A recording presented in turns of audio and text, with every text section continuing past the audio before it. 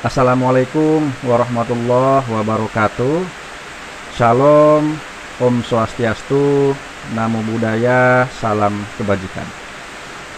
Jumpa lagi dengan saya Abdul Muiz Daeng Pawero dalam Angga Suara Channel.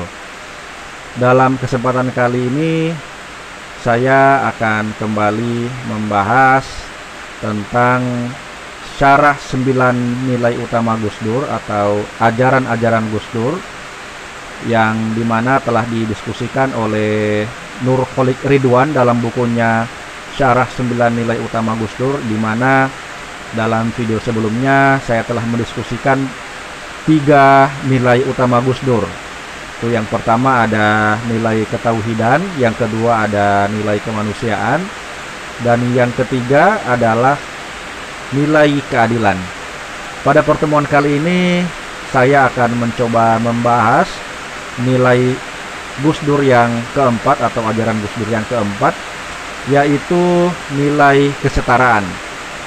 Bapak dan Ibu sekalian, tentu dalam berbagai macam literatur referensi kita telah mendengar tentang nilai kesetaraan.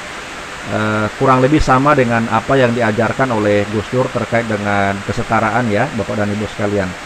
Jadi Bapak dan Ibu sekalian, Gus Dur ini sebagaimana telah kita diskusikan di pertemuan-pertemuan sebelumnya bahwa Gus Dur merupakan tokoh sekaligus ulama maupun guru ya, yang juga merupakan mantan presiden, yang juga memiliki rekam jejak agama yang sangat luar biasa ya. Jadi sebagaimana yang telah saya bahas pada pertemuan sebelumnya, Gus Dur ini dibesarkan dalam tradisi pesantren yang sangat ketat ya. Sempat juga diasuh oleh beberapa kiai sesepuh, termasuk juga pernah belajar di Timur Tengah yaitu di Mesir. Dan juga kalau Bapak dan Ibu bisa membaca atau kalau Bapak dan Ibu sempat membaca biografi Gus Dur yang ditulis oleh Greg Burton, jadi beliau itu pernah belajar selain di Mesir juga pernah belajar di Baghdad. Dan di sana itu pengetahuan Gus Dur terkait dengan banyak hal itu diasah ya. Jadi di sana juga beliau Gus Dur itu pernah menjadi penerjemah ya di Duta Besar Indonesia untuk Timur Tengah atau di Mesir ya, terletak di Mesir, di mana di situ itu Gus Dur pernah menjadi atau pernah ditugaskan sebagai penerjemah. Nah, jadi kita bisa baca selengkapnya dalam biografi Gus Dur yang ditulis oleh Greg Burton. Nah, jadi dari sana kemudian melahirkan pemikiran-pemikiran Gus Dur yang kemudian dirangkum oleh Nur Kholik Ridwan itu dalam buku Syarah 9 Nilai Utama Gus Dur yang sudah dirangkum dalam buku itu, yang dalam hal ini dalam kesempatan kali ini kita akan mendiskusikan nilai yang keempat, yaitu nilai kesetaraan. Nah, jadi Bapak dan Ibu sekalian, pada prinsipnya nilai kesetaraan Gus Dur itu kemudian muncul atau berangkat dari pandangan bahwa semua manusia itu pada prinsipnya sama di mata Tuhan. Kenapa seperti itu? Karena manusia itu adalah ciptaan Tuhan. Jadi manusia itu Tuhan yang menciptakan. Kalau dalam Al-Quran itu kita bisa melihat di dalam Quran surat Al-Hujurat itu ya. Jadi di mana manusia itu pada prinsipnya diciptakan berbangsa-bangsa dan bersuku-suku yang terdiri dari laki-laki dan perempuan ya, agar supaya manusia itu bisa saling mengenal, bisa saling berjumpa, bisa saling berinteraksi, bisa saling berhubungan secara positif untuk membangun keharmonisan gitu ya, untuk membangun kerukunan dan untuk menciptakan perdamaian. Nah, jadi perbedaan itu kalau merujuk di dalam ayat tersebut, bahwa perbedaan itu sebetulnya bukan untuk perpecahan sebagaimana kata Gus Dur ya. Perbedaan itu bukan untuk perpecahan, bukan untuk pertikaian, bukan untuk saling bermusuhan. Tapi sebaliknya, perbedaan itu justru untuk saling membangun keharmonisan dan saling membangun keselarasan dan saling menghargai dan mencintai antar satu dengan yang lainnya. Jadi perbedaan itu justru untuk menyatukan antar sesama agar supaya bisa mewujudkan kehidupan yang harmonis dan yang adil. Sebagaimana falsafah Indonesia Bhinneka Tunggal Ika ya. walaupun berbeda-beda tetapi satu tujuan atau tetap satu. Jadi prinsip dari Bhinneka Tunggal Ika itu, kita masyarakat Indonesia adalah realitas masyarakat yang terdiri dari perbedaan suku, agama, budaya, dan seterusnya. Artinya masyarakat Indonesia itu realitasnya itu adalah masyarakat yang berbeda. Tapi kemudian perbedaan itu tidak dijadikan sebagai landasan untuk saling memusuhi atau saling mencurigai atau saling menciptakan ketidakharmonisan. Justru sebaliknya, perbedaan itu adalah wujud nyata bagaimana kemudian masyarakat Indonesia itu mampu menjaga kerukunan antar sesama untuk menciptakan kehidupan berbangsa dan bernegara secara harmonis dan adil, dan bisa menciptakan prinsip-prinsip kesetaraan sebagaimana yang dijelaskan oleh mendiang atau almarhum Gus Dur. Nah, teman-teman sekalian, jadi itu tadi ya. Jadi yang pertama, bahwa kesetaraan itu berangkat dari pandangan bahwa semua manusia itu pada prinsipnya adalah sama, karena manusia itu diciptakan oleh Tuhan.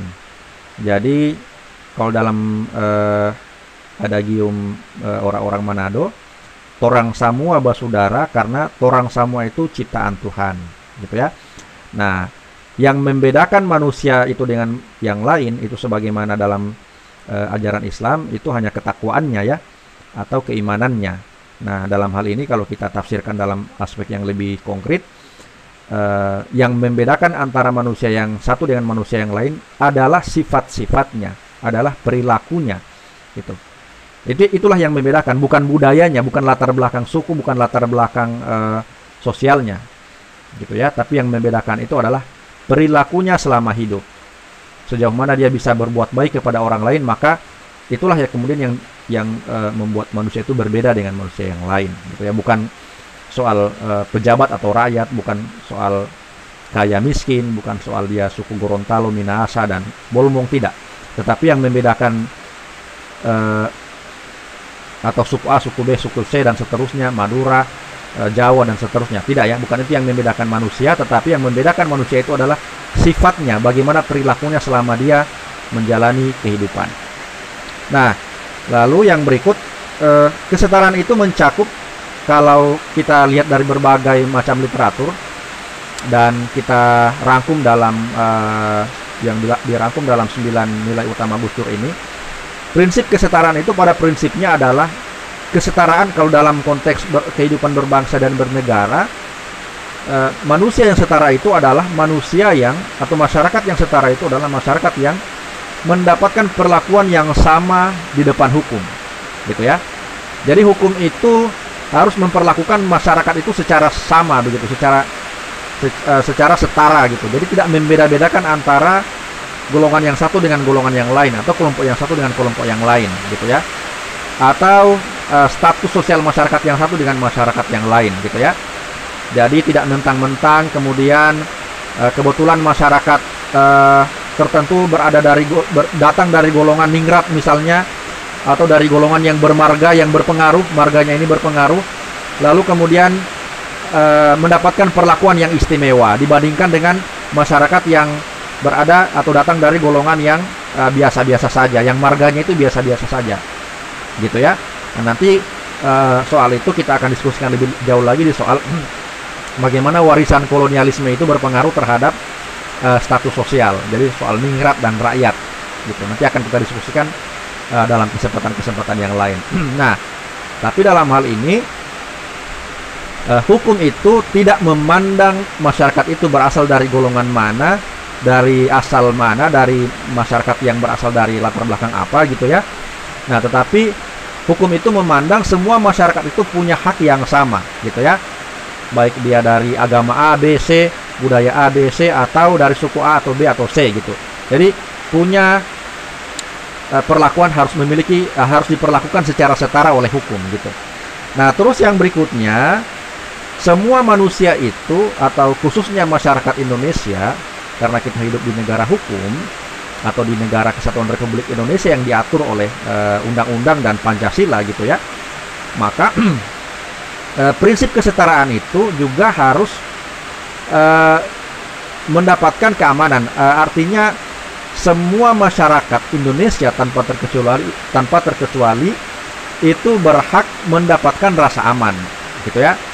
Nah, jadi jangan kemudian mentang-mentang ada satu kelompok masyarakat tertentu yang kebetulan tidak datang dari, seperti yang saya sampaikan tadi, tidak datang dari status sosialnya yang tinggi, gitu ya, yang berbeda dari yang lain, maka dia tidak kemudian mendapatkan perlakuan yang sama di depan hukum. Nah, ini juga yang perlu ditinjau ya, bahwa semua masyarakat Indonesia itu harus memiliki rasa aman, harus mendapatkan perlakuan keamanan, harus mendapatkan merasakan keamanan, gitu ya, semua manusia Indonesia atau semua masyarakat Indonesia tanpa terkecuali, gitu.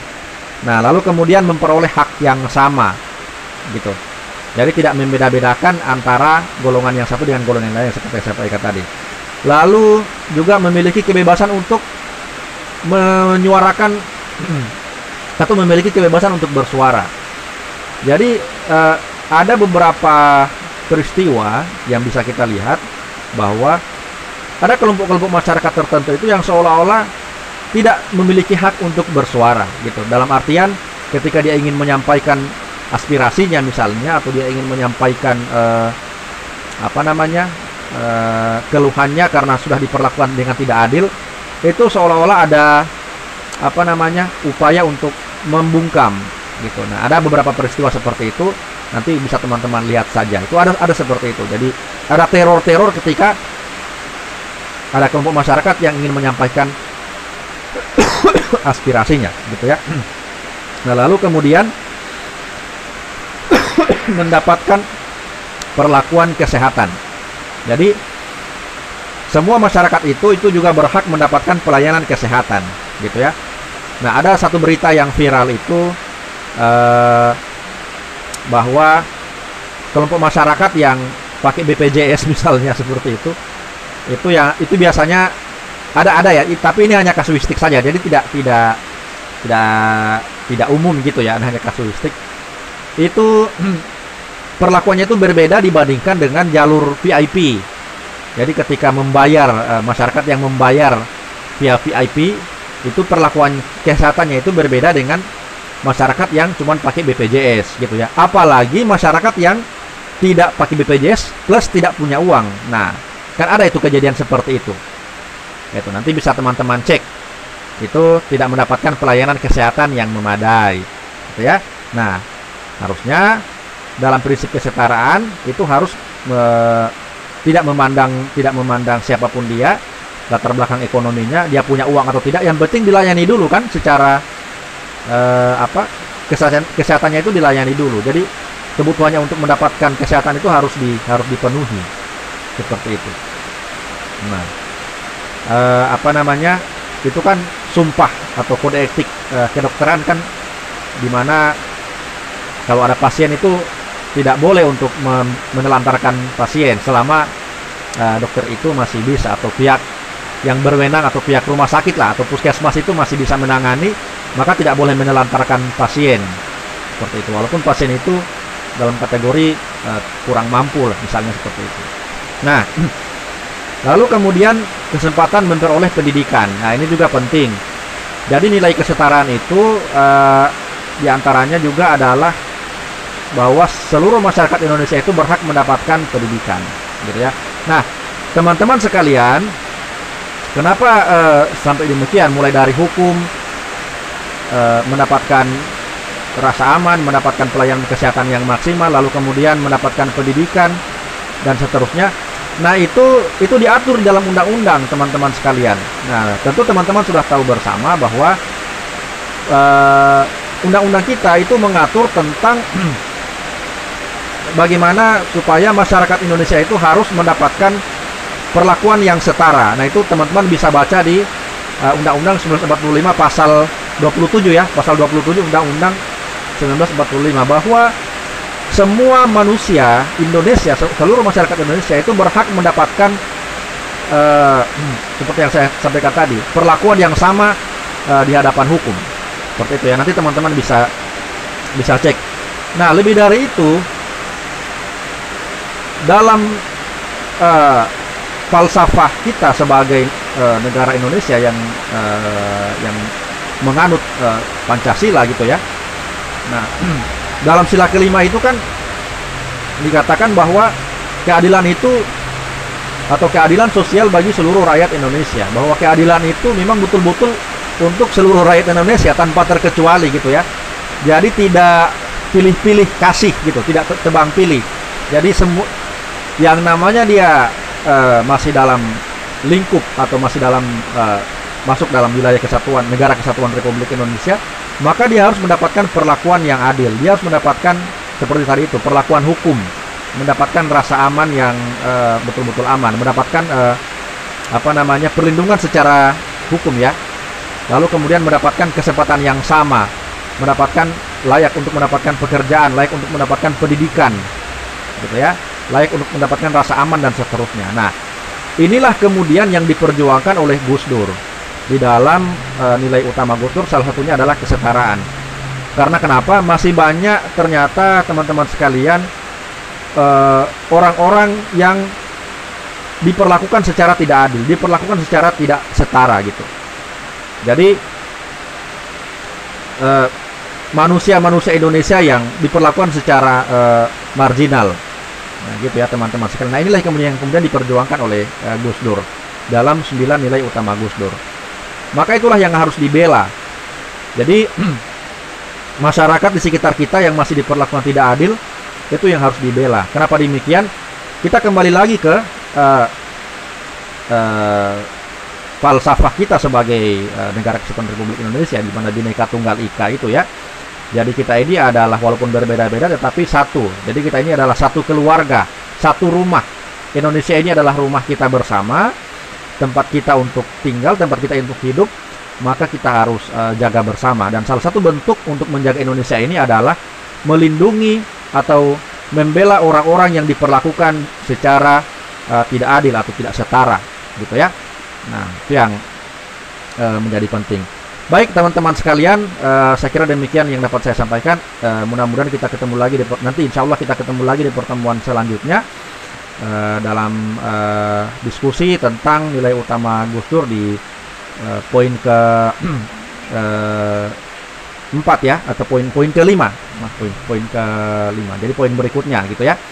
Nah, nanti kita akan mendiskusikan tentang poin terkait dengan pembebasan. Jadi insya Allah nanti kita bisa ketemu lagi di pertemuan selanjutnya. Baik teman-teman sekalian, itu saja yang dapat saya sampaikan. Lebih dan kurangnya saya mohon maaf. Demikian saya Iri billahi fisabilil haq. Wallahul muwaffiq ila aqwamit thoriq. Wassalamualaikum warahmatullahi wabarakatuh.